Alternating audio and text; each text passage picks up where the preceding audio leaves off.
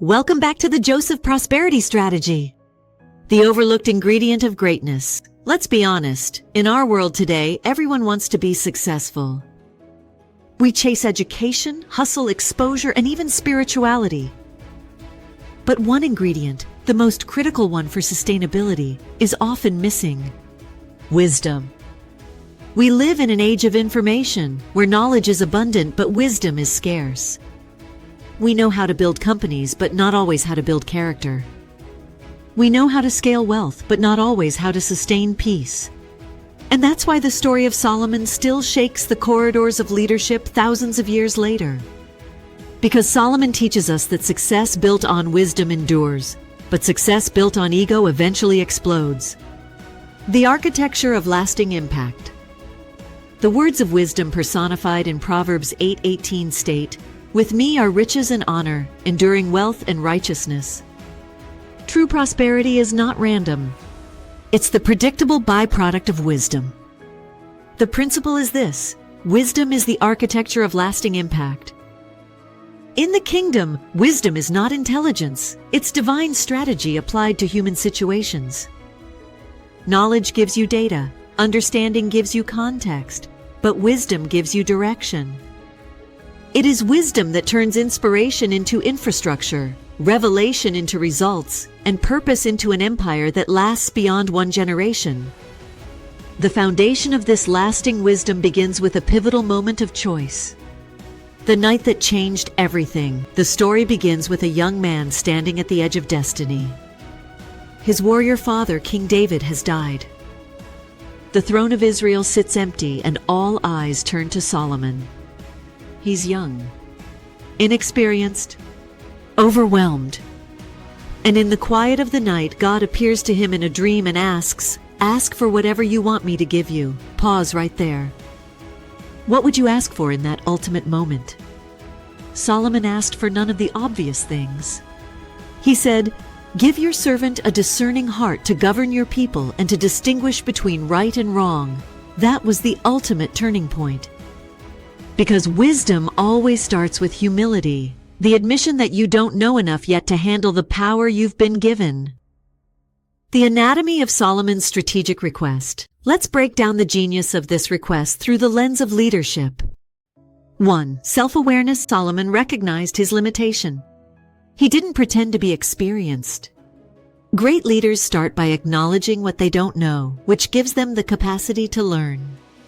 2. Purpose alignment. His request wasn't self-serving, it was purpose-driven. He didn't ask for wisdom to be impressive. He asked for wisdom to be effective in leading God's people. Kingdom stewardship. He saw leadership as service. "Your people," he said to God, "not my people." That heart posture attracts divine resources. And what happened next? God said, "Because you asked for wisdom and not riches, I'll give you both." That's the paradox of purpose. When you seek wisdom first, wealth and honor come chasing after you. Wisdom is managerial strategy. Solomon didn't just speak proverbs, he built systems. His wisdom was intensely practical. He organized trade routes with neighboring nations. He established strategic alliances through diplomacy. He created a fair judicial structure to ensure justice and efficiency. He oversaw massive projects like the temple, built with meticulous craftsmanship and planning. His leadership wasn't mystical, it was managerial. His spirituality translated into concrete, repeatable strategy. The Bible says, "By wisdom, a house is built, and through understanding, it is established." Proverbs 24:3. Solomon built more than physical temples. He built a framework of governance that sustained 40 years of peace during expansion, a feat unheard of in ancient history. That's real wisdom in action. Let's critically examine Solomon as a case study in leadership strategy. Strategic alliances. He partnered with King Hiram of Tyre to access essential resources: timber, craftsmen. Lesson: wisdom builds relationships based on shared purpose and mutual need, not just emotion. Economic expansion. Solomon established complex trade routes connecting Africa, Asia, and the Middle East. Lesson: Wise leaders diversify. They don't depend on one stream of income or influence. They think globally. Talent utilization. He identified skill in others and positioned them where they thrived, maximizing collective competence. Lesson. Wisdom recognizes potential in people and aligns it with purpose. Visionary building. The temple took 7 years to construct, every detail measured, planned, executed. Lesson. Wisdom is patient enough to build what emotion wants to rush.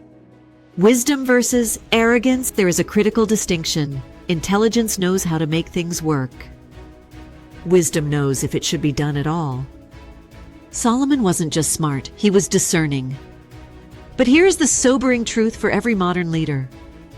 The same Solomon who started with such wisdom eventually stumbled, not from ignorance but from arrogance. He stopped listening to the wisdom he prayed for and started trusting his wealth and his senses.